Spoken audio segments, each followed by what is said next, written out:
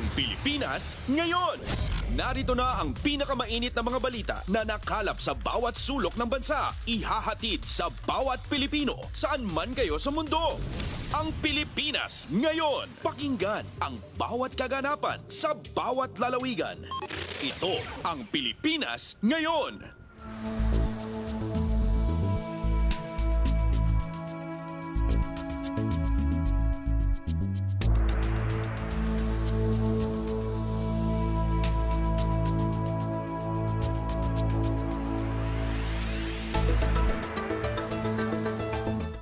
Magandang araw po sa ating mga tagapakinig. Welcome po ulit sa ating programang Ang Pilipinas Ngayon.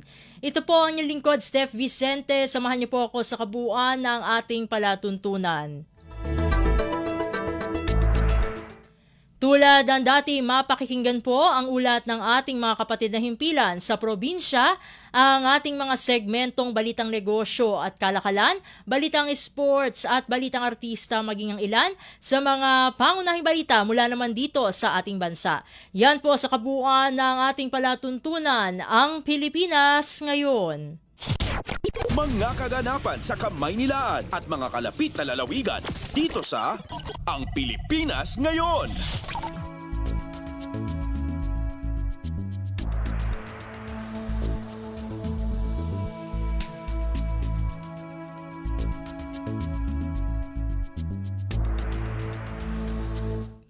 Bago tayo magtungo sa ating balitaan, syempre tulad pa rin ng mga nakaraang edisyon ng ating programang Ang Pilipinas Ngayon ay patuloy po tayong nakatutok sa sitwasyon sa Middle East dahil patuloy pa rin po ang tensyon sa pagitan ng pinagsamang puwersa ng Estados Unidos at Israel kontra sa Iran. Pero maiba tayo kasi hindi karaniwang pagkukumustahan ang gagawin natin ngayon sa programa dahil alam naman natin na nitong mga nakalipas na araw may mga nahuling Pilipino dahil sa kanilang mga post sa social media patungkol sa kumbaga yung mga missile interference dun sa kanilang lugar, which is yun ay hindi dapat ginagawa dahil labag sa batas ng kanilang host country. At tulad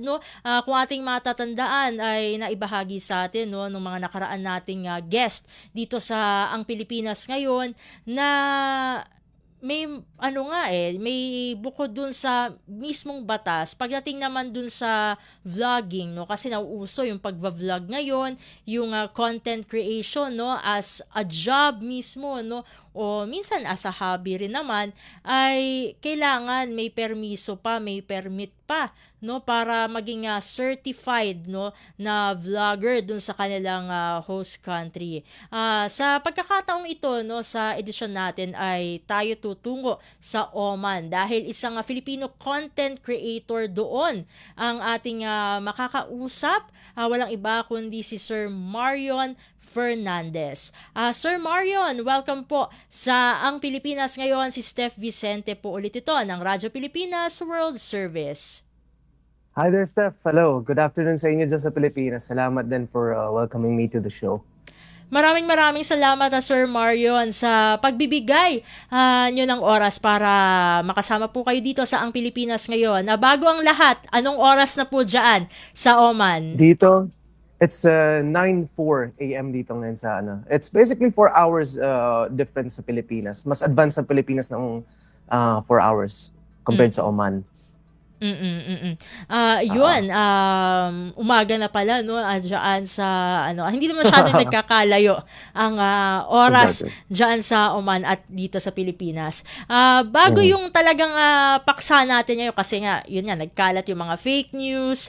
Syempre meron naman tayong mga kababayan na hindi naman talaga intensyon na magpakalat ng mga kumbaga nakaka-alarmang content pero yun nga bago ang lahat syempre dahil isa kayong Filipino content creator sa Oman maaari niyo po ba munang ipakilala ang inyong sarili at ang inyong vlog? Ano po bang klaseng content ang karaniwang ginagawa niyo po habang nandyan kayo sa Oman? Firstly, yung Marion Fernandez. half Indian, half Filipino content creator ako rito sa Oman. And sa akin, I think well-known ako for being a credible feed for food reviews dito sa Sultanate of Oman. Kasi I myself pose as a creator na hindi nagpapabayad. So talagang honest food reviews ang ginagawa ko. And I think that's how I've built my reputation here locally. And ayun, primarily food reviews ang ginagawa ko. And a bit of culture as well na pwede kong ma-share or ma-inject dun sa content ko. I tend to do that as well. And yeah, pretty much it. Puro shorts ang ginagawa ko, and then I'm trying to get into long-form content na rin. That's nice to know That's po, no?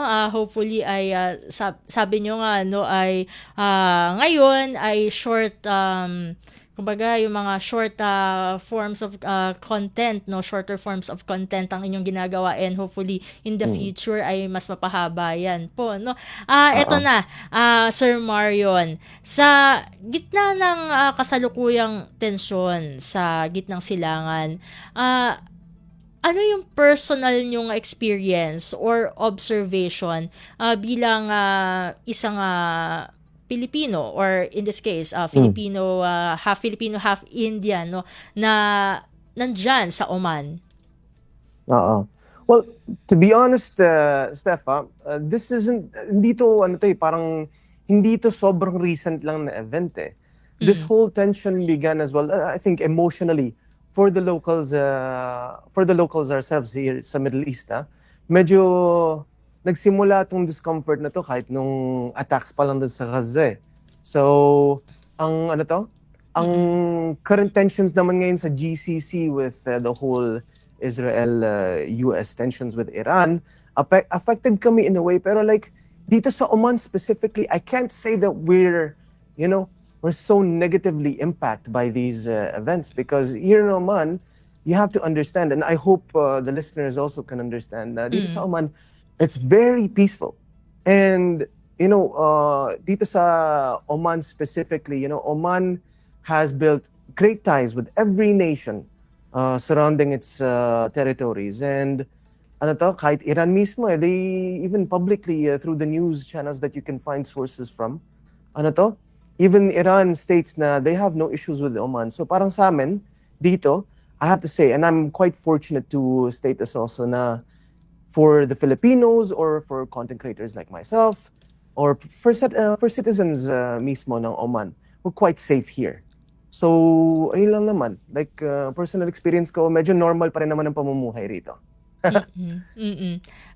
Kung ngayon, sabi nyo nga po, no, normal ang pamumuhay dyan sa Oman, masasabi natin na hindi naapektuhan ng sitwasyon dyan sa Middle East ang inyong pang-araw-araw na buhay bilang isang content creator. And by the way, full-time po ba ang inyong pagiging content creator, Sir Marion?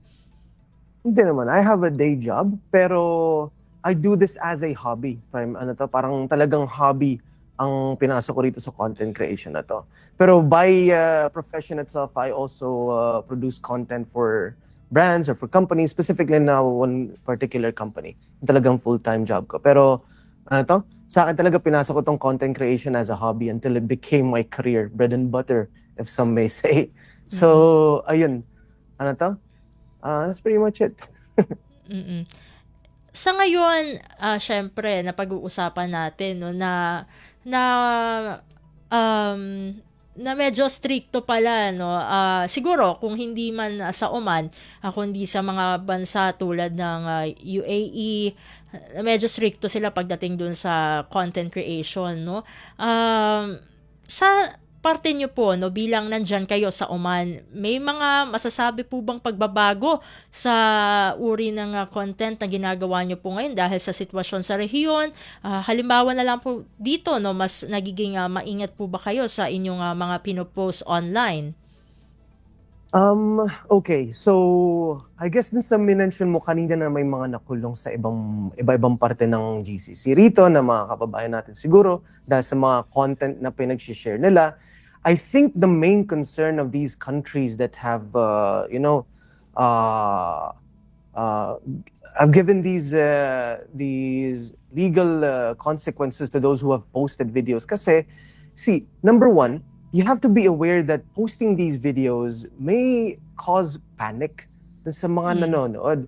Although they may be true na may mga attacks nga na nangyari, pero I think dito sa Oman, if I could speak itself for Oman, ang pinaka-pinag-iingatan dito, hindi sa pag-share mismo ng mga drone footage or whatever, wala naman ditong dumadaloy na nakikita ng mga public. Pero ang sa amin, ang main concern is exposing, sensitive information about the locations of valuable infrastructures dito. Yun lang naman ang concern ng governments across the GCC, I have to say. Like exposing these kinds of images or intel could pose a risk to the locals and to the country's infrastructure. So I think we have to, as content creators, we have to be careful, and we have to really work with the request here of their government, of our respective governments, because we have to preserve the safety of the public here. And we have, we have these platforms that serve as we have these platforms that may reach out to a lot of people. We have to be careful with how we use that. Yun naman talaga ang primary concern. So, ngayon, meron po ba mga masasabing hamon o limitations po na nararanasan nyo ngayon sa paggawa ng content dahil sa kasalukuyang sitwasyon sa Middle East, o safe naman na pagpatuloy ang content creation dyan? I think for me specifically, Ms. Steph, I have to say na since food and culture lang naman ang basis ng content ko, I think from my side, wala namang masyadong ingat na kailangan ni exercise, kasi I don't think I'm exposing much that could endanger the public. But I think the way I think you've also mentioned this question a while ago, how it has affected my content creation process. I think nung time kasi nung time nung attacks in Gaza, my content has also been a bit, medyo na-apektuhan ng pag-create ko ng content. Kasi emotionally, you feel burdened by the attacks and, the strifes caused by these wars. So, I've managed to at least include a bit of that messaging of support for those people in my content. I've also tried supporting charity work for supporting these people dun sa mga videos ko. So, I guess, emotionally, may burden talaga ang mga tao rito. You may be a local of the Middle East or a foreigner living in the Middle East, but you have to admit and acknowledge that people do feel emotionally burdened by all these these conflicts created and the lives changed by these conflicts. So yeah, as a citizen, I guess the main idea is that we hope to see an end to all these conflicts para makabalik na sa normal mga buhay na iba. It may not be us today, but because of geopolitical tensions rising, it may be us in the future. Who knows? Pero we hope that it doesn't reach that point. Samantala, Sir Marion, siguro kunin na namin yung inyong payo sa iba pang Filipino vloggers and content creators na hindi lamang sa Oman, maging sa siguro pang kalahatan ng Middle East. Ano po yung inyong payo sa kanila pagdating sa pagiging responsable sa social media sa ganitong kasensitibong panahon? Exactly. Honestly speaking, to all the content creators na dito sa Middle East, let's try to work with our with our hosts governments here. Let's try not to expose valuable information online sa mga platforms natin. And the most important thing also, I guess casually what people do is that try not to spread so much misinformation. You see these sources of news all the time, pero the question is that totoo nga ba itong mga nagaganap na to? The spread of misinformation is so rampant that I think I would have to urge my co-content creators to please, look at these sources, cross-check them if they're factual, bago nyo ispread. I think that's the main course of action here, so that we can at least be all on the same page na tama itong mga information na to. These have been verified, and this will not cause unnecessary panic. Because in the Middle East, honestly speaking, from siguro sa mga nakikinig dyan sa Pilipinas, life pretty much is kind of normal, I guess. except the usual tensions na may mga may mga drones or whatever it is. Pero life goes on eh. Yun naman talaga ang totoo dito sa Middle East. I could say the same also for any other GCC country. Life goes on, So we get about our day, naturally. Mm. Ito naman na Sir Marion, no. Dun sa mga Please. nakakakita ng syempre yung mga footages na hindi pwedeng i-post, no, pero naipo-post kasi probably hindi naman talaga sinasadya, no, na kumbaga ay may expose yung content na yun, gusto lang iparating sa kanilang pamilya sa Pilipinas ang kanilang sitwasyon. May mga ganong cases kasi, no, base dun sa mga na-interview namin nung nakaraan. Pero anong nais nyo pong iparating, no, bilang isang content creator sa Middle East, sa mga Pilipino sa Pilipinas na kumbaga ay lalong nag-aalala sa sitwasyon sa Middle East dahil dun sa mga nakikita nilang content? Well, sa lahat ng mga videos na may kita nyo, I suppose, the algorithm has been pushing na talagang pinapakita sa inyo yung mga dangerous, sorry, not dangerous, pero like these life-threatening clips of what's going on. Pero I have to say, we're all fine here. I think I could speak for, I think I'd prefer to speak for the citizens of Oman, okay? We're all great here. Ang sa amin talaga, ang concern lang namin would be those of us who have families in the other parts of these regions. Yun lang talaga ang concern. Especially here in Oman, I've constantly been asking my family as well, gusto niyo ba mag-travel muna rito sa Oman because we're fairly safe here. Yun lang naman, everybody's fine. I guess our main concern is that we hope that this tension blows out sooner than we expect, So yun lang naman. And by the way po, no, dahil nabanggit nyo yan, kumusta po yung airspace sa Oman, no? Kung hindi po ako nagkakamali, isang Oman sa, kumbaga, pinaka safe po, no, dahil may isang artista nga na dyan nag-reunion sila ng kanilang pamilya dyan sa Oman. Sorry, before ko i-mention I think kilala ko tong artista na to, pero pwede bang i-mention ang pangalan nila? Hindi po? Hindi na po muna. Sige. Pero itong artista na to, kilala ko to. Actually, nag-reach out ako sa kanya. Pero given na local ako dito, ako kalmado ko kasi gets ko na ang sitwasyon dito eh. Pero naging insensitive lang ako siguro. And I do apologize to that person as well. In-invite ko siya for content dito sa Oman na para makapag-review kami together. Just maybe walk him and his family through the public here and just introduce them to local food, Omani food, ganun. Kaso, medyo hindi pumasok sa isip ko yung naging less sensitive ako dun sa sitwasyon na parang, ay, baka these people are stressed out, mga ganun. Hindi ko siya naisip. Pero yeah, that's pretty much it. Okay naman kami dito sa Oman. As in, I have to say, even the embassy themselves, the Philippine embassy, are taking great care of us, keeping us well informed, and I'm pretty sure that they have the means necessary to prepare for their citizens dito sa Oman. Yeah, pretty much it. Ayun. Maraming salamat Sir Marion sa pagbabahagi nyo ng short story na yan, no? And we do appreciate na, of course, personal experience nyo din po pala na may na ganyan, no? During the whole situation sa Middle East, no? Yes, of course. Anyways po, Sir Marion, hindi ko na masyadong kukunin ang inyong oras. Pero bago ko po kayo pakawalan, ano po ang final message nyo po para sa ating mga tagapakinig at taga-subaybay dito sa programang Ang Pilipinas Ngayon? Go ahead po, Sir Marion. Sige, I guess sa mga nakikinig sa inyo ngayon, please follow me on Instagram, rian.food. Puro mga food reviews, honest food reviews. Tsaka shoutout sa mga tropa ko dyan. Actually, taga Valenzuela ako eh. So yun, shoutout sa Olfu, shoutout sa mga friends ko. Sige, and that's pretty much it. Family ko rin na nakikinig. Salamat. At you guys stay safe, yeah? Yes, at mahalaga din yan, no, yung mga food content, yung food-related content. Kasi syempre, sa ganitong ka-stressful na sitwasyon, it's important na kahit papaano makapanood din ng lighter, no, content para gumaan-gaan ang pakiramdam. Lalo-lalo na ng inyong viewers. Maraming salamat, Sir Marion, sa uulitin po. Ayan, hopefully the next time na makausap po namin kayo ay wala nang gulo sa Middle East. Mabuhay po kayo. Exactly.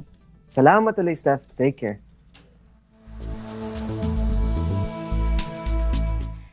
At ating nakasama po ang isang Filipino content creator sa Oman. Walang iba kundi si Sir Marion Fernandez. Dadako na tayo sa ating balitaan. Sa mahalagang balita, pamahalaan tuloy-tuloy ang pag-iisip ng paraan sa pagsisikap na mapanatiling normal ang pamumuhay ng publiko sa gitna ng patuloy na sigalot sa Middle East. Yan ay ayon mismo kay Pangulong Ferdinand R. Marcos Jr. Ang detalye ng balita ihahatid sa atin ni Alvin Baltazar. Binigyan din ni Pangulong Ferdinand R. Marcos Jr. na hindi humihinto ang pamahalaan sa pag-iisip ng kaparaanan upang manatiling normal ang pamumuhay ng mga Pilipino. Sa gitna ito ng epekto ng patuloy na Middle East conflict na kung saan isa ditong nagaganap na pagsirit sa presyo ng produktong petrolyo. Ayon kay Pangulong Marcos, lagi silang nag-iisip ng panibagong pamamaraan para masigurong nasa maayos pa rin at ligtas ang pamumuhay ng ating mga kababayan. Ito ay sa harap ng hindi pa rin natatapos na krisis sa Middle East na nasa higit 2 linggo na ang itinatagal. Ilan naman sa mga pinakahuling hakbang na iniutos ng Pangulo para maibsan ang bigat na dinadala ng mamamayan ay ang pagpigil sa pagpapatupad na sana ng fare increase habang nagsimula ng mamahagi ng financial assistance sa hanay ng mga tricycle drivers at isusunod na ang jeepney drivers, TNVS at iba pa. Pakinggan natin si Pangulong Ferdinand R. Marcos Jr. Alalahanin niyo po ninyo ang inyong pamahalaan ay laging nandito. Lagi kaming nag-iisip ng panibagong paraan upang matiyak na ang inyong pamumuhay ay normal, maayos at ligtas. Mula sa Palasyo ng Malacanang para sa Bagong Pilipinas, Alvin Baltazar, Radyo Pilipinas, Radyo Publiko. Kumpleto, detalyadong balitaan, di papahuli sa mahahalagang kaganapan. Kamustahin ang inang bayan, ang Pilipinas ngayon. Samantala, Bangko Sentral ng Pilipinas mahigpit na nagbabantay sa epekto ng Middle East crisis sa ekonomiya ng Pilipinas.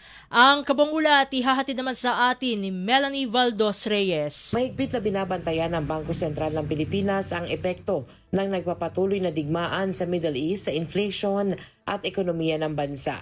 Binigyan din ng BSP na ang pangunahing mandato nito ay ang pagpapanatili ng price stability. Kaugnay nito, sinusuri ng BSP ang epekto ng pagtaas ng presyo ng langis sa halaga ng pataba, pamasahe at pangkalahatang antas ng inflation. Kasabay nito, binabantayan din ng Central Bank ang epekto ng sitwasyon sa kasalukuyang account ng bansa kabilang ang remittances ng mga OFWs at kalakalan pati na rin ang galaw ng financial markets. Tungkol naman sa piso, nilinaw ng Central Bank na patuloy itong makikialam sa foreign exchange market upang mapanatili ang maayos na galaw at maiwasan ang labis na pabago-bago na halaga ng salapi na maaaring makaapekto sa inflation.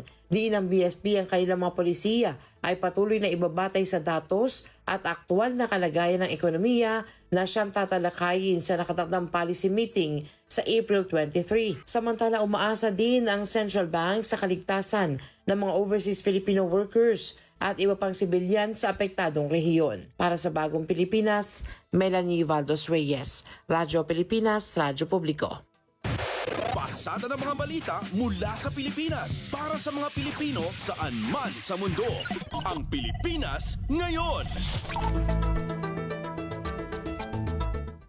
Sa iba pang mga balita, Department of Social Welfare and Development Secretary Rex Gatchalian nakipagdialogo sa mga tsuper ng jeep na sunod na benepisyaryo ng cash aid ng pamahalaan.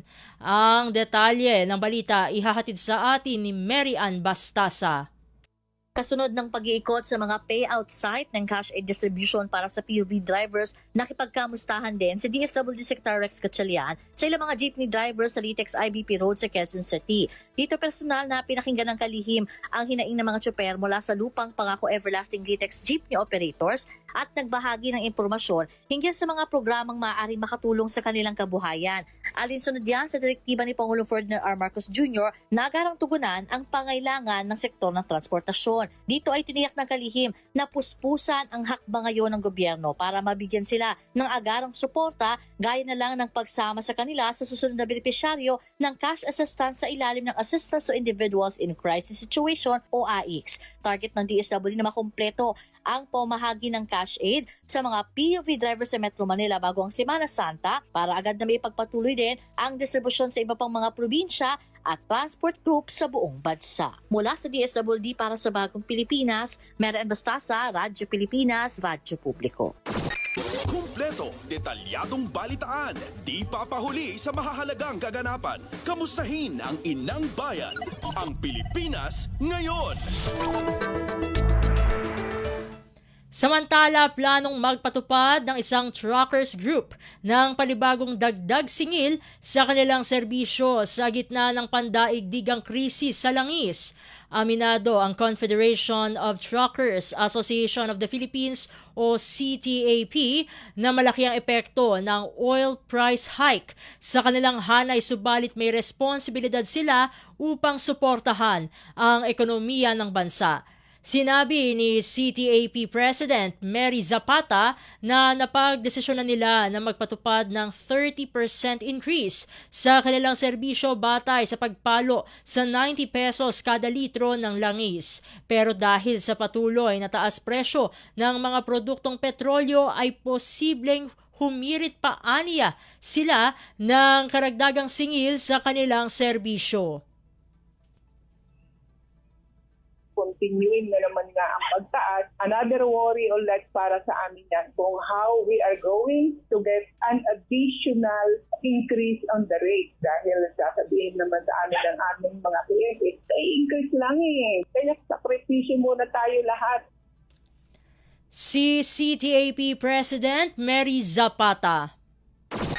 Kumpleto, detalyadong balitaan, di papahuli sa mahahalagang kaganapan. Kamustahin ang inang bayan, ang Pilipinas ngayon.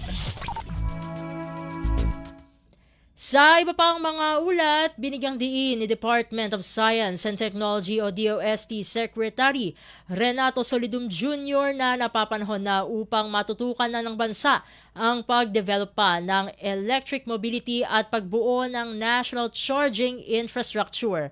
Ayon kay Solidum, isang wake-up call na para sa bansa ang nangyayaring krisis ngayon sa gitnang silangan upang bawasan na ng Pilipinas ang oil dependence nito at matutukan na ang development ng clean and green energy measures. Isa nga sa mga hakbang na ito ang pag-establish ng isang Electric Mobility Research Center sa Cagayan State University na lalong magpapabilis sa development ng electric mobility sa Pilipinas.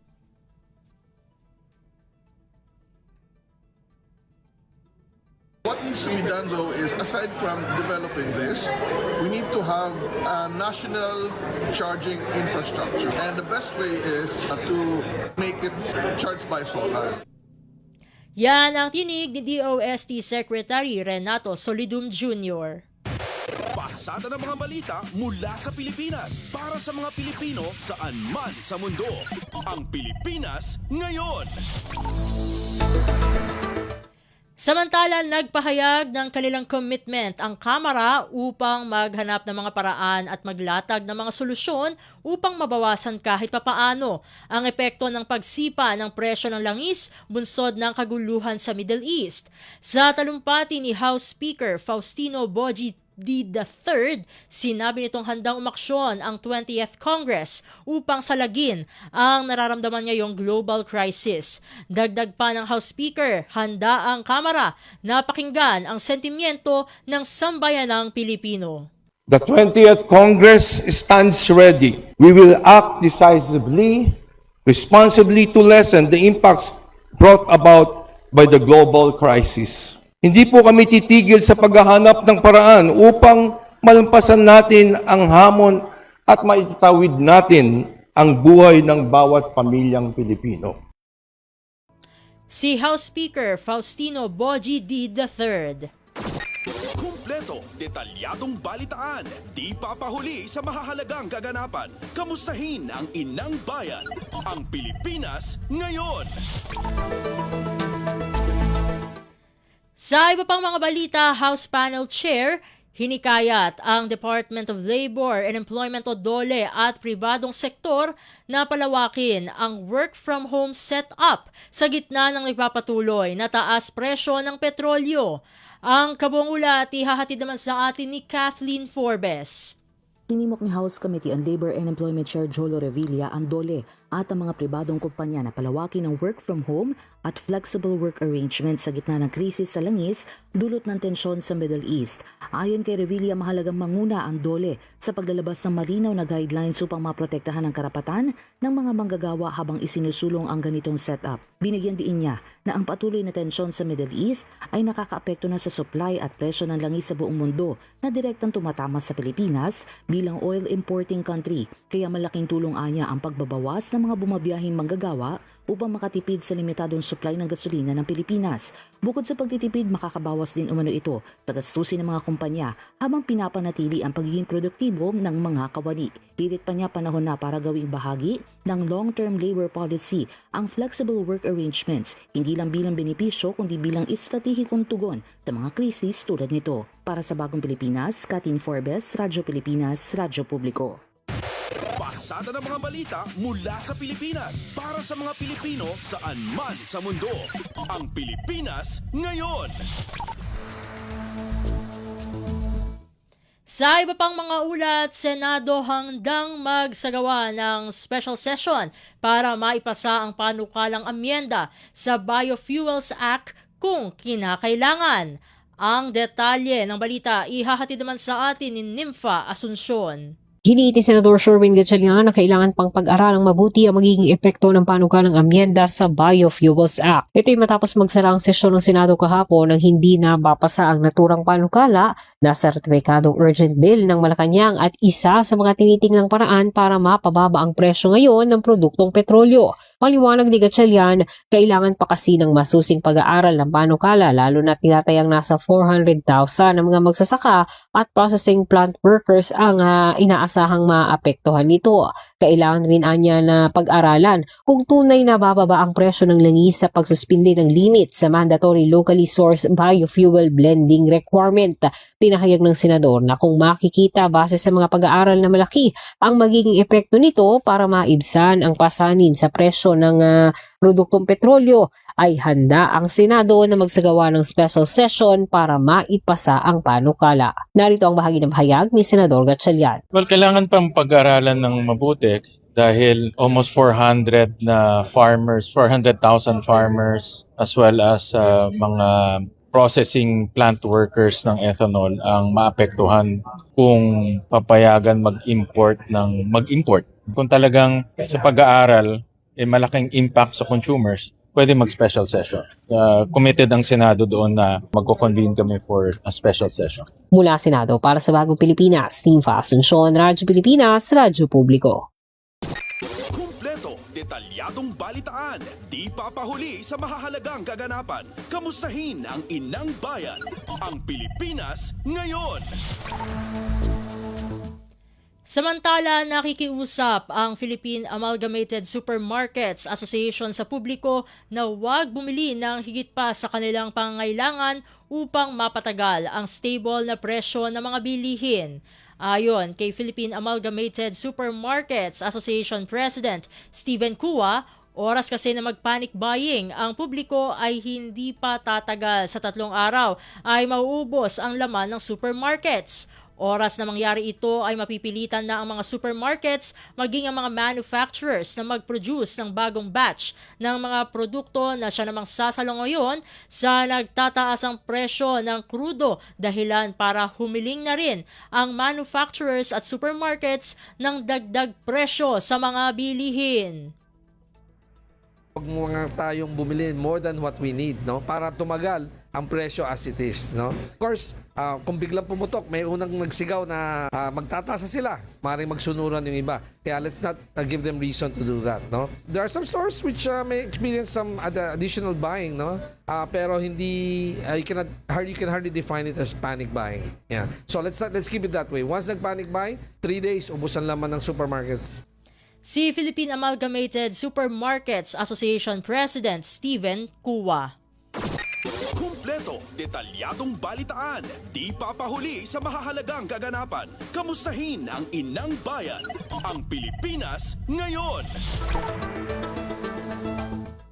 Sa iba pang mga ulat, dapat seryosohin ang babala ng Estados Unidos sa mga organisasyon hindi lamang sa naturang bansa, kundi pati na rin sa ibang bansa hinggil sa banta ng cyber attack sa gitna ng sigalot sa Middle East. Ito ang binigyang diin ng broadcast journalist na si Michael Cohen sa programang Global na Tayo. Hindi na lamang kasi sa missile attack nakasentro ang labanan sa Middle East, bagkus pati na rin ang cyber attack. Kaya naman aniya pinag-iingat ang lahat ng corporate, private at government cloud networks. Yung kanilang warning on cybersecurity, Okay. nataasan at tignan yung mga do not click on links that you do not know, yung mga text message na nagpapadala ng kung ano-ano. Mag-ingat ng gusto because they believe, based on their chatter, based on babantayan nilang this is the FBI Cybersecurity Division, that there are possible state actors, hindi naman nila lang tawag sinasabi Iran, pero there are state actors, and also yung mga proxy na gumagawa ng potential ng mga cyber attack laban sa cloud. Ang nakikita nila ng tinitira itong cloud kasi marami na sa atin hindi na gumagamit ng mga hard drive. Okay. Gumagamit lahat ng information nasa cloud na. So they're saying please be very careful on possible attempts to breach corporate, private and government cloud networks. And that came from the ABS from the FBI's cybersecurity section. Nang nagpahayag ang Iran na gagawin nilang target ang mga economic at banking interest na mayroong kaugnayan sa Estados Unidos at Israel. Ayon sa Tasnim News Agency, ang semi-official media agency ng Iran, kabilang sa mga tech companies na target ang Amazon, Microsoft, Palantir at Oracle. Kinumpirma kamakailan ng US Medical Technology Company na Stryker na tinamaan sila ng cyber attack na nagsanhi ng pansamantalang pagkaantala sa operasyon ng kanilang Microsoft environment. Kumpleto, detalyadong balitaan, di papahuli sa mahahalagang kaganapan. Kamustahin ang inang bayan, ang Pilipinas ngayon. Samantala, pinag-iingat na rin ang Estados Unidos ang mga kaalyadong bansa nito sa Asia patungkol sa potensyal na cyber attack kaugnay ng US-Israel-Iran war. Sa programang Global na Tayo, sinabi ng broadcast journalist na si Michael Cohen na kabilang ang Pilipinas sa dapat na maghanda sa cyber attack na tina-target ng Iran. Paliwanag ni Cohen, karaniwan kasi sa mga punteriya ng cyber attack ng Iran ay mga mayroong koneksyon sa Estados Unidos. Aniya, Pilipinas ang isa sa mayroong malawak na presensya sa operasyon sa financial market dahil sa business process outsourcing o BPO. And they are also warning yung mga kaalyadong bansa nila. We know very well na si Secretary Guibo Teodoro, kausap niya yung mga counterpart dito sa Estados Unidos. So nagko-coordinate naman yung Estados Unidos sa mga kaalyado ng bansa tulad dyan sa Asia, yung Korea, Japan, Pilipinas, I believe Malaysia and some other countries, especially those with a heavy presence dito sa loob ng US financial networks. And we know there is no other country in the world probably that has the heaviest foreign presence or biggest foreign footprint sa US financial markets, kundi ang Pilipinas dahil sa outsourcing at BPO. Ang tinig ni broadcast journalist Michael Cohen. Pasada ng mga balita mula sa Pilipinas para sa mga Pilipino saan man sa mundo. Ang Pilipinas ngayon.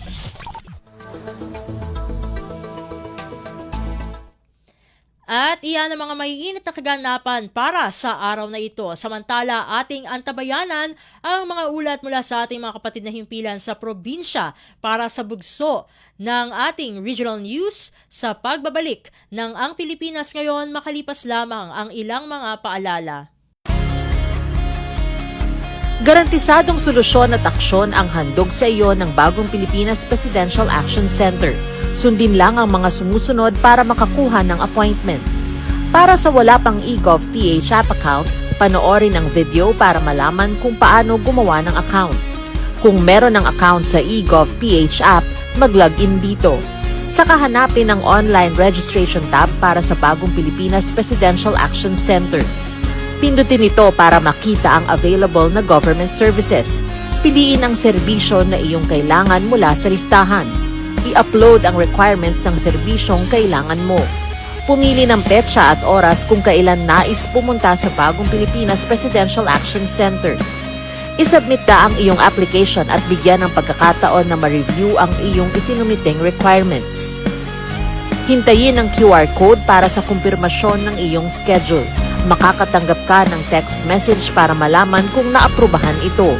Sakaling hindi ito maaprubahan, makakatanggap ka rin ng text message para ipaalam ang kulang na requirements sa kasubukang mag-register ulit. Kung nakatanggap na ng kumpirmasyon, maaari nang pumunta sa Bagong Pilipinas Presidential Action Center sa napiling schedule, dala ang QR code at ang mga isinumiting requirements. Huwag kalimutang dumating sa itinakdang araw at oras ng iyong appointment. Pinapaalala rin na siguruhing may kumpirmadong schedule bago pumunta sa Bagong Pilipinas Presidential Action Center para maiwasang magpabalik-balik. Simple at user-friendly ang pagpapa-appointment dito, kaya wag nang mangamba dahil sa Bagong Pilipinas Presidential Action Center, tulong ay abot kamay na. Balita mula sa lalawigan sa bawat rehiyon ng ating bayan. Dito sa Ang Pilipinas Ngayon. Nagbabalik na po ang ating programang Ang Pilipinas Ngayon at narito na po ang bugso ng ating mga regional news. Dadako muna tayo sa Luzon. Fuel assistance ibinahagi sa mga mangingisda sa Pasukin, Ilocos Norte.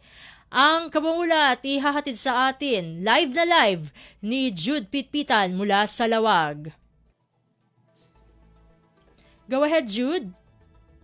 No panawan ti rigat kadwam ti gobyerno nga agbagkat dayta ti pinananakan ti Bureau of Fisheries and Aquatic Resources kalpasan nga inyawat ngan ti fuel assistance kadagiti mangalap iti Pasukin Ilocos Norte. Segon kini BFAR Ilocos Norte Director Vanessa Alimbuyugen, initial pailaang daytoy gapot na umabot ti nakurang 2,000 ti mga lapa manipod iti siya mga ili dito'y probinsya. Tunggal mangalap pa iti Pasukin ket imawat iti agarok 3,000 a pesos. Mandato dayta ni President Ferdinand R. Marcos Jr.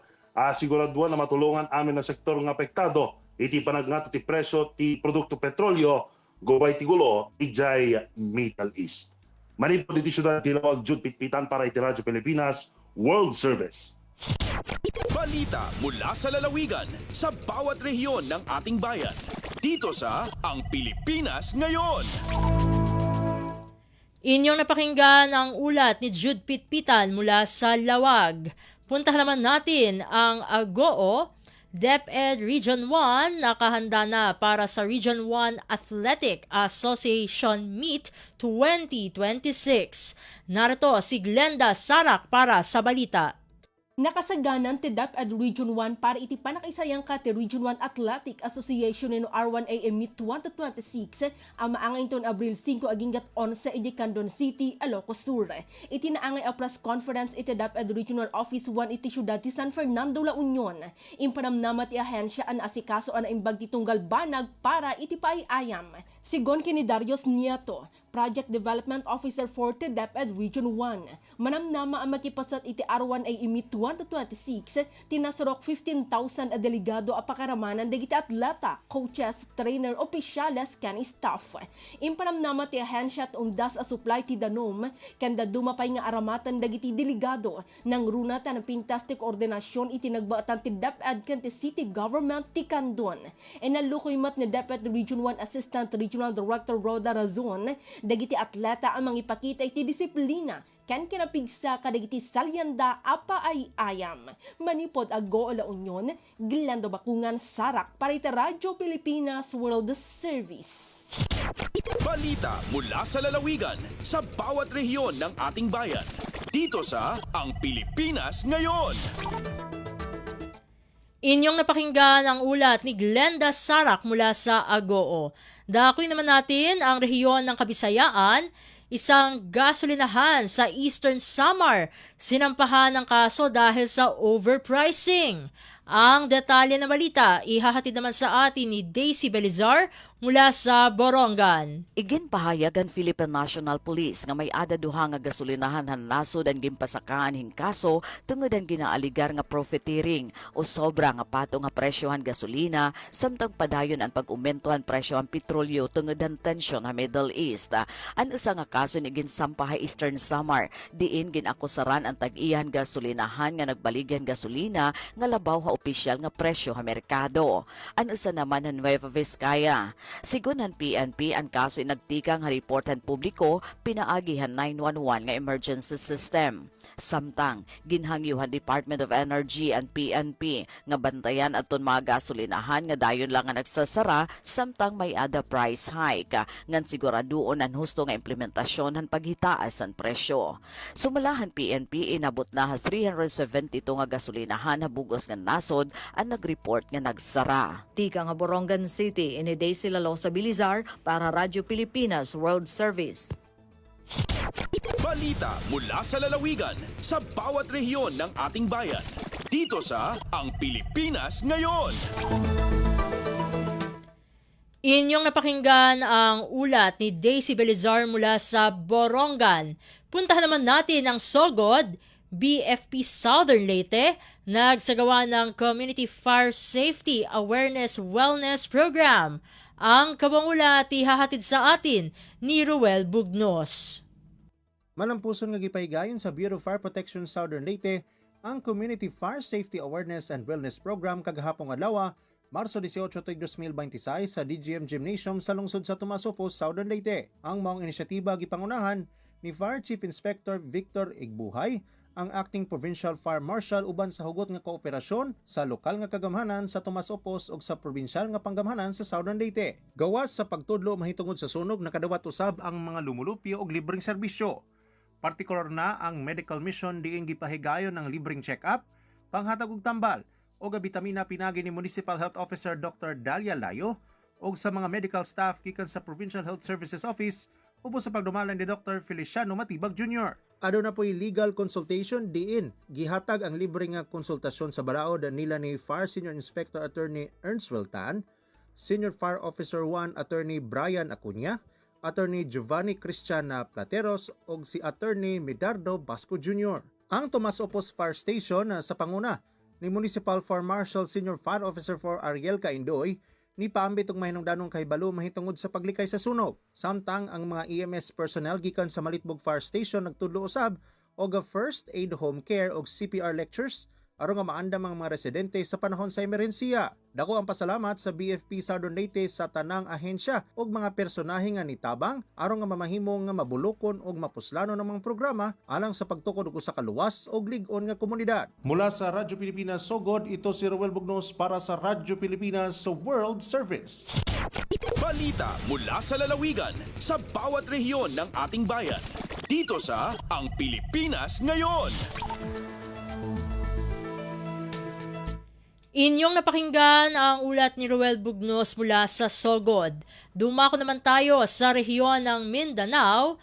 Benteng bigas meron na sa ibang bahagi ng Misamis Oriental at Hingoog City. Ang detalye na balita ihahatid naman sa atin ni Romy Kapinpuyan mula sa Cagayan de Oro.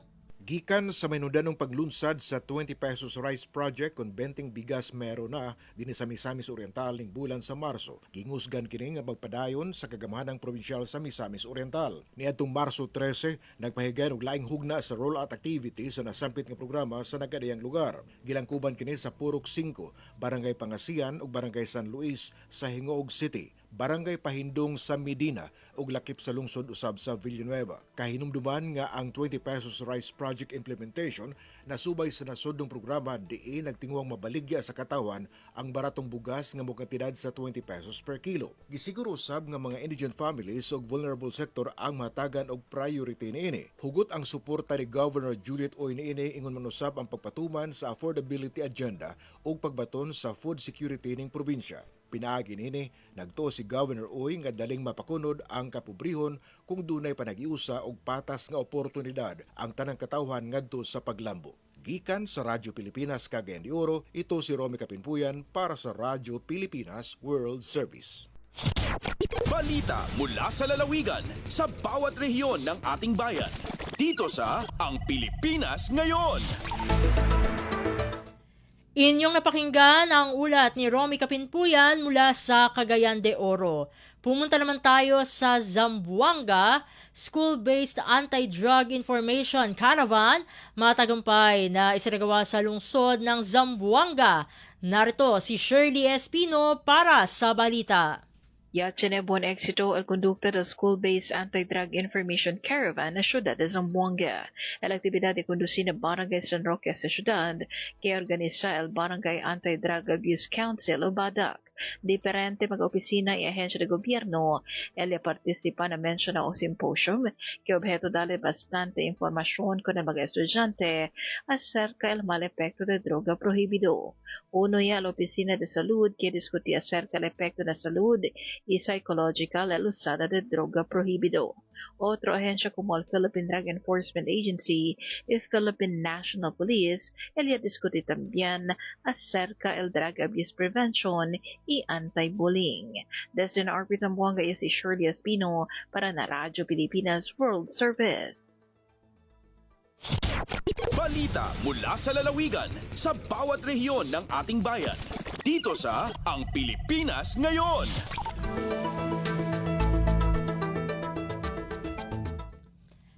Inyong napakinggan ang ulat ni Shirley Espino mula sa Zamboanga.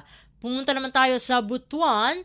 Galing at husay ng dinagat noon, tampok sa unang Provincial Skills Olympic 2026. Narito naman ang balitang ihahatid sa atin ni Jezreel Sudario. Nagpakitang gilas sa mga dinagat noon sa ilang adlaw nga kompetisyon sa World Skills Philippines Provincial Skills Olympic 2026 kagipay gayon sa Technical Education and Skills Development Authority o TESDA Dinagat Islands. Kapin sa napulo ka skill areas ang giapilan sa kompetisyon nga naglangkob sa mga industrial ug emerging sectors sama sa electrical installation, masonry, carpentry, restaurant services, cooking, web technologies, graphic design ug uban pa. Sumala sa TESDA ang kompetisyon gisunod sa international standards sa World Skills aron masiguro ang kalidad ug kahusayan sa mga partisipante. Sa awarding ceremony gipasiugda ang kahinungdanon sa technical vocational education sa pagpalangbo sa ekonomiya ug sa paghatag og mas daghang oportunidad sa mga kabatan-unan sa probinsya. Gikan sa RP Butuan, kini si Jezreel Sudario para sa Radyo Pilipinas World Service. Balita mula sa lalawigan sa bawat rehiyon ng ating bayan. Dito sa Ang Pilipinas Ngayon. Inyong napakinggan ang ulat ni Jezreel Sudario mula sa Butuan. Dadako naman tayo sa Iligan.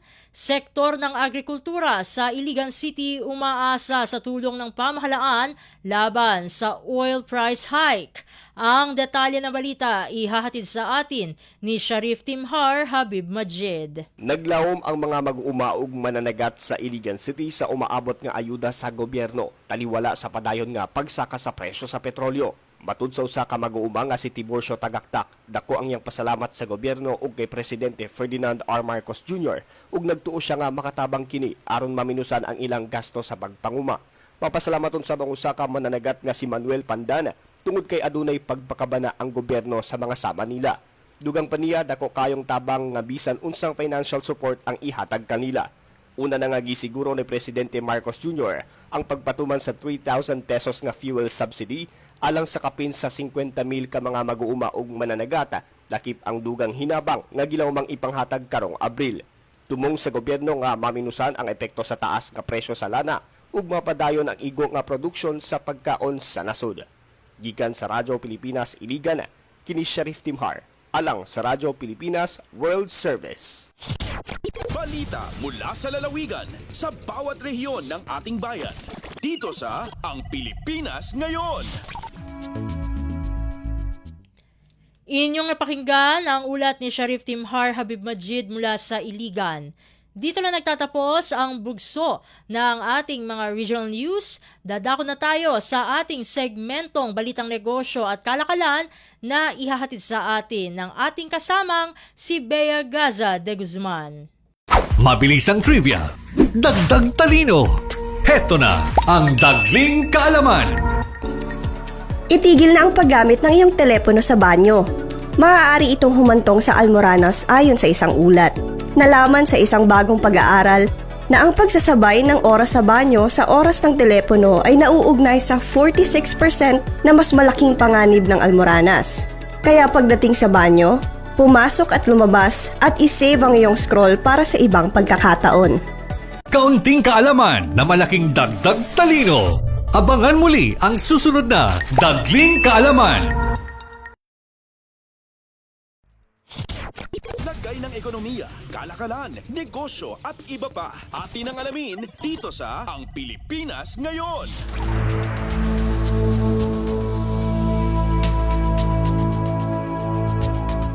Nagbabalik ang programang Ang Pilipinas Ngayon. Narito na po ang ating balitang negosyo at kalakalan. Nananatiling nakatutok ang Bangko Sentral ng Pilipinas o BSP sa data-driven monitoring hinggil sa epekto ng kaguluhan sa Middle East, partikular sa presyo ng krudo, remittance at inflation. Sa isang pahayag, sinabi ng BSP na sinusuri na nito ang mga panganib sa domestic inflation at sa pangkalahatang ekonomiya, bunsod ng nalalapit na Monetary Board rate setting meeting sa darating na April 23. Pinag-aaralan na rin ng BSP kung paano nakakaapekto sa bansa ang mga developments sa Middle East, lalo na sa remittance, trade at financial markets. Sa usapin ng piso, nakikipag-ugnayan na ang BSP sa foreign exchange market upang mas mapatatag ang piso sa gitna ng labis na pagbabago-bago at mapanatili ang maayos na kondisyon. Sang-ayon pa rin ito sa flexible exchange rate policy habang may interbensyon na limitado lamang sa pagkontrol na matinding pagtaas na makakaapekto sa inflation.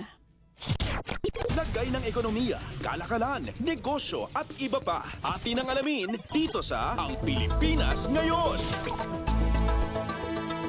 Nakikipag-usap ngayon ang Pilipinas sa mga bansa tulad ng China at Russia upang makapag-secure ng sapat na supply ng mga pataba o fertilizer sa gitna ng sigalot sa Middle East ayon sa Department of Agriculture or ODA. Sa isang pahayag, sinabi ni Agriculture Secretary Francisco Chu Laurel na naghahanap sila ngayon ng paraan kung paano matiyak ang matatag na supply ng mga planting input. Bagamat nakakuha na ang Pilipinas ng mahigit sa 80% ng fertilizer requirements nito hanggang Setyembre, wala pa rin katiyakan ng distribusyon dahil sa tumataas na presyo ng krudo. Malaki ang epekto ng price hike dahil nag-aangkat ang bansa ng nitrogen-based fertilizer mula sa natural gas. Sakaling tumindi pa ang kaguluhan sa Middle East, sinabi ni Chu Laurel na posibleng dumoble pa ang presyo ng nitrogen-based input tulad ng urea na aabot sa $800 per metric tons mula sa presyo na $420 per metric tons noong nakaraang taon. Upang maiwasan ang kakulangan nito sa panahon ng pagtatanim, tiniyak ni Chu Laurel na nakikipag-usap na sila sa mga bansang China, India at Russia upang makapag-secure ng fertilizer supply. Dagdag nito, nakatakda na rin silang makipag-usap sa Belarus. Sa gitna ng kaguluhan sa Middle East, binigyang diin ng ahensya na sa ngayon sapat pa ang supply ng pagkain para sa pangangailangan ng mga tao, ngunit nagpaalala ito sa posibleng taas presyo dahil sa mas mataas na logistic at transport cost. Una nang namahagi ang pamahalaan ng financial assistance at fuel subsidies sa mga magsasaka at mangingisda. Lagay ng ekonomiya, kalakalan, negosyo at iba pa. Atin ang alamin dito sa Ang Pilipinas Ngayon. Nakakuha ang pamahalaan ng Pilipinas ng 200 million euro na pondo mula sa ikatlo sa pinakamalaking bangko ng Germany, ang KfW Development Bank o KfW. Ito ay para sa proteksyon ng marine resources at coastal communities. Sa ceremonial signing ng kasunduan, sinabi ni Department of Finance o DOF Secretary Frederick Go na sa pamamagitan ng pagpapalakas sa blue economy, natitiyak ang kabuhayan, negosyo at paglago ng ekonomiya ng bansa. Ayon pa sa DOF, layunin ang pagpapaunlad sa financing program ng Marine Ecosystems for Blue Economy Development Program, Sub-Program 1 o MEBED 1, na pag-usayin ang regulasyon para sa proteksyon, restorasyon at sustainable management ng marine at coastal resources. Sa pamamagitan din ng programa, masusuportahan ang reforma at operasyon ng pamahalaan sa pagtugon sa pangunahing mga hamon sa coastal at marine ecosystems. Inaasahang makalilikha ang programa ng trabaho at kabuhayan sa 3 milyong katao, kasama na ang mga mangingisda, aquaculture operator at tourism worker. Lagay ng ekonomiya, kalakalan, negosyo at iba pa. Atin ang alamin dito sa Ang Pilipinas Ngayon. Umakyat ang vehicle sales sa 6.5% month-on-month nitong February 2026 ayon sa industry official. Itinuturong dahilan nito ang mas magandang supply. Sa datos ng Chamber of Automotive Manufacturers of the Philippines Incorporated o CAMPI at ng Truck Manufacturers Association o TMA, umabot ang sales sa 35,842 units, mas mataas sa 33,696 noong January. Ngunit mas mababa ito ng 8.5% sa 39,164 units na naibenta noong February 2025. Ang commercial vehicle sales ay nasa 56,313. Sinundan ito ng light commercial vehicles, 40,676.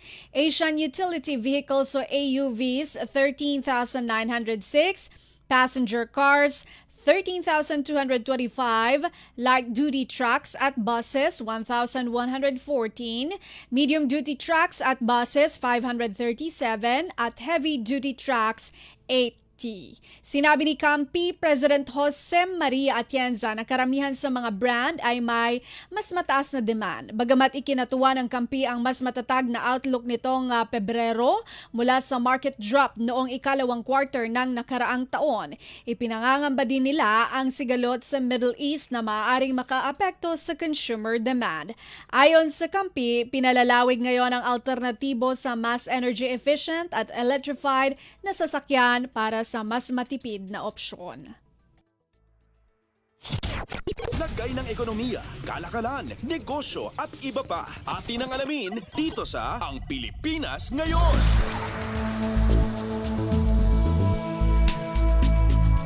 Pangwakas sa ating balita negosyo at kalakalan. Narito ang palitan ng piso kontra sa ibang mga salapi ngayong araw, March 19, 2026. Ang United States dollar nasa 59 pesos, 56 centavos. Japan yen 37 centavos. Singapore dollar 46 pesos 43 centavos. South Korea won 4 centavos. China yuan 8 pesos 65 centavos. Ang Hong Kong dollar nasa 7 pesos 60 centavos. United Kingdom pound 79 pesos 7 centavos. European Monetary Union euro 68 pesos 32 centavos. Canada dollar 43 pesos 41 centavos at Saudi Arabia rial 15 pesos 87 centavos. Lagay ng ekonomiya, kalakalan, negosyo at iba pa. Atin ang alamin dito sa Ang Pilipinas Ngayon. At yan po ang kabuuan ng ating balitang negosyo at kalakalan. Antabayanan po si Leo Magpayo sa paghatid niya ng ating balitang pampalakasan. Sa pagbabalik po iyan ng programang Ang Pilipinas Ngayon, paalala muna mula sa himpilan. Mas pinadali na ang government transactions sa tulong ng eGovPH Super App. Pwedeng-pwede mo nang magawa ang lahat ng ito. I-download ang eGov app sa iyong smartphone o tablet mula sa App Store o Google Play Store. Pagkatapos, ilagay ang iyong mobile number at i-authenticate gamit ang one-time PIN o OTP para marehistro ang iyong account. Saka ilagay ang iyong mga pangunahing impormasyon at kumpletuhin ang facial recognition technology para sa verifikasyon ng iyong pagkakakilanlan. Para sa mas mabilis at mas maayos na serbisyong panggobyerno, gamitin na ang eGovPH Super App. Mabilis ang trivia, dagdag talino. Heto na ang Dagling Kaalaman. Mahilig ka bang kumanta? Ba't di papatulan ang pagsuyong nagkulang? Bukod sa pinagagaan ng iyong pakiramdam, ay pinalalakas pa ang iyong lungs. Ang pagkanta ay nakakatulong din para labanan ng iyong stress at ikaw ay makapag-relax. Nakakatulong din ito sa pagpapabuti ng iyong memorya at pag ikaw ay nakakaranas ng hirap sa buhay. At ang good news, ang pagkanta ay para sa lahat. Let it go! Nasa tono ka man o wala. And here I stand. Kaunting kaalaman na malaking dagdag talino. Abangan muli ang susunod na Dagling Kaalaman. Paano nga ba mag-register para magkaroon ng schedule sa Bagong Pilipinas Presidential Action Center? Narito ang mga dapat gawin. Gamit ang iyong mobile device, pumunta sa eGovPH app. Pwede itong i-download mula sa Apple App Store o sa Google Play Store. Gumawa ng account. Ilagay ang email address, valid mobile number, pagkatapos ay makakatanggap ka ng one-time code sa iyong email. Gamitin ang code sa eGov app para sa verification ng iyong account at ng mga impormasyong ibinigay. Congratulations! Meron ka ng eGovPH app account. Pwede mo na ma-access ang iba't ibang serbisyo ng gobyerno kabilang ang mga serbisyo sa Bagong Pilipinas Presidential Action Center. Mabilis ang trivia, dagdag talino. Heto na ang Dagling Kaalaman.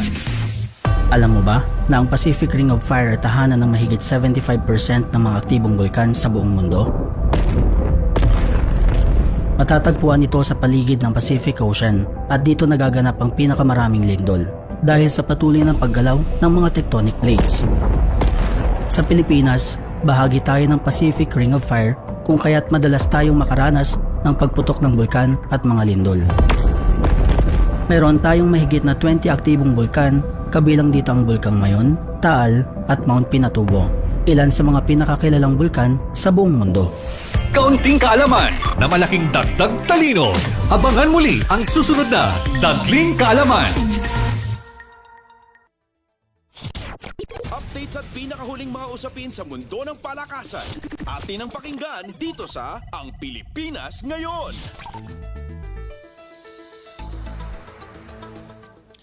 At nagbabalik po ang ating programa Ang Pilipinas Ngayon. Samantala, narito naman po ang sports balita. Nakahanda si Filipina tennis star Alex Ayala para sa mabigat na pagsubok sa Miami Open habang tinatangka niyang higitan ang kanyang breakout run noong nakarang taon at mabawi ang mahahalagang ranking points. Makakarap ng 20 anyos na Pinay sa round of 64, si Laura Sigmund, isang multi-Grand Slam doubles champion ngayong Huwebes, Marso 19 oras sa Pilipinas. Papasok si Ayala sa laban matapos bumagsak mula sa career high na number 29 tungo sa number 50 sa Live Women's Tennis Association o WTA rankings kasunod ng pag-expire ng halos lahat ng puntos mula sa kanyang semi-final run sa Miami noong isang taon. Sa ilalim ng 52-week ranking system ng WTA, otomatikong nababawas ang puntos mula sa parehong torneo pag nagsimula muli ang event. Pero hindi muna iniintindi ni Ayala ang rankings. Mabigat ang isang haharapin niyang kalaban sa katauhan ni Sigmund, isang 38 anyos na veteranang may malawak na karanasan sa WTA Tour at Olympics. Bagamat wala pa siyang Grand Slam singles title, hawak niya ang ilang major doubles trophies, kabilang ang 2020 US Open Women's Doubles at Mixed Doubles titles sa 2016 Wimbledon at 2024 French Open. May first round bye si Ayala at umaasang sapat ang dagdag pahinga at paghahanda para sa matinding hamon. Galing din siya sa impresibong round of 16 finish sa Indian Wells noong nakarang linggo. Updates at pinakahuling mga usapin sa mundo ng palakasan. Atin ang pakinggan dito sa Ang Pilipinas Ngayon.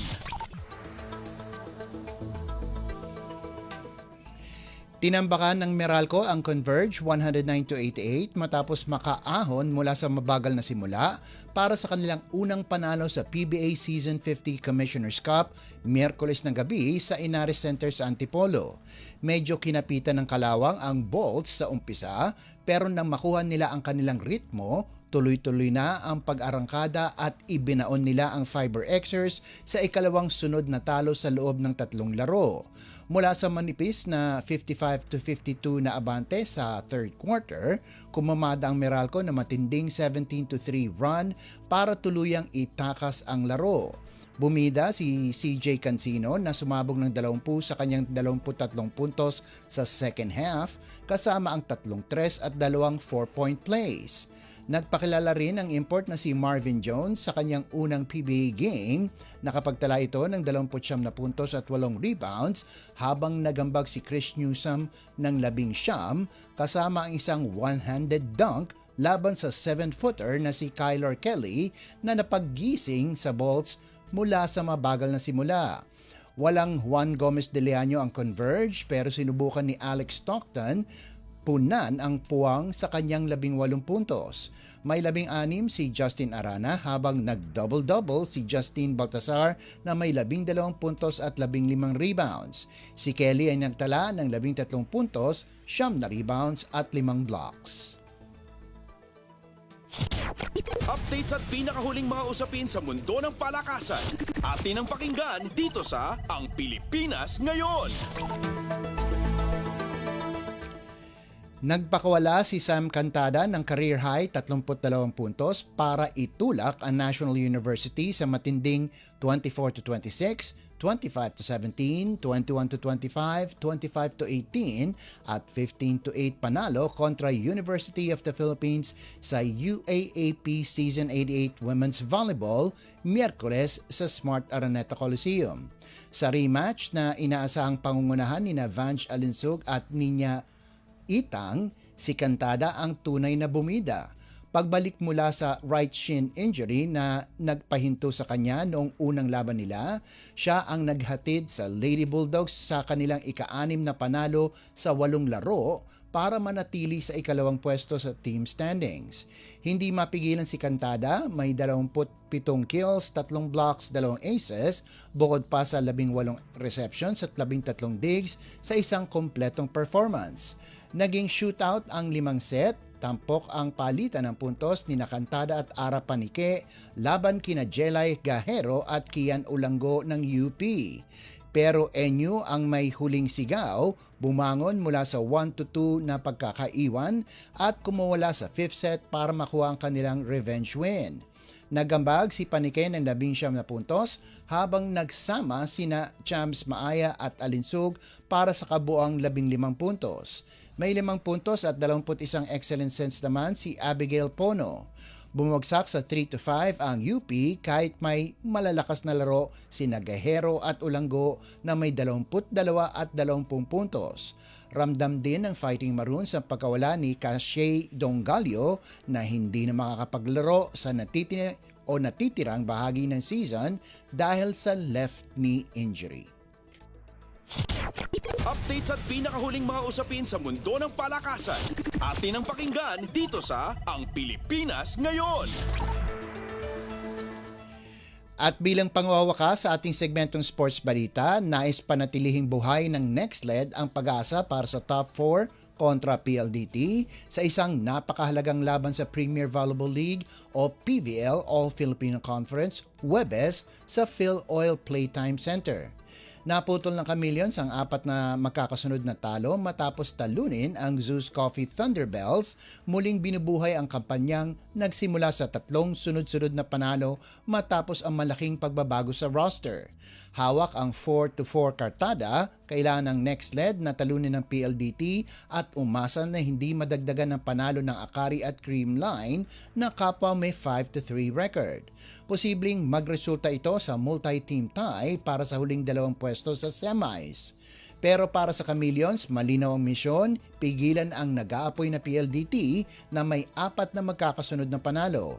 Kumpirmado na ang top 4 slot ng PLDT matapos ang ika-6 nitong panalo kontra Galleries Tower at lalo pang napakita ng puwersa ng talunin ang Choco Mucho para tuluyang alisin ang Flying Titans sa karera.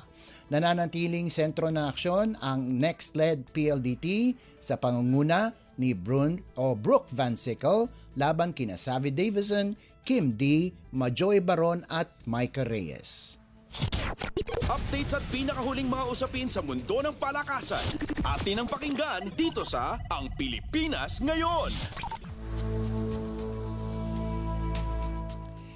At yan ang pinakahuling balita sa larangan ng palakasan. Ito po si Leo Magpayo. Samantala, susunod naman po ang ating segmentong Balitang Artista na ihahatid sa inyo ni Mama JT. Ang latest, ang hottest sa showbiz and entertainment. Heto na sa Ang Pilipinas Ngayon.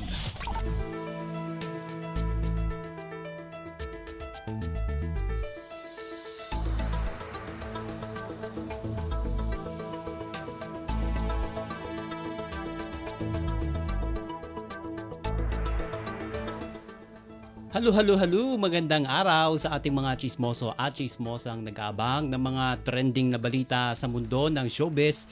Ito na ang ratsada ng ating mga chika.